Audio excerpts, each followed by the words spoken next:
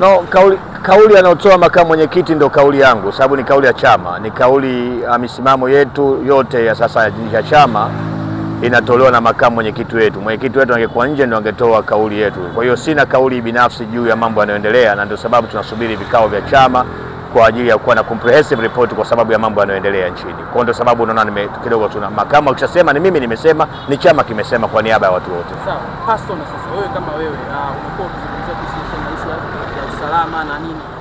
Sasa hivi uko umeambiwa kwamba utapigiwa simu kuja kuripoti na polisi. Usalama wako uko?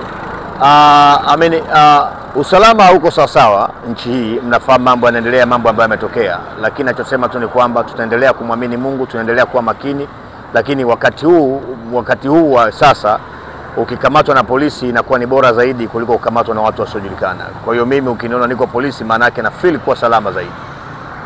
Asante sana.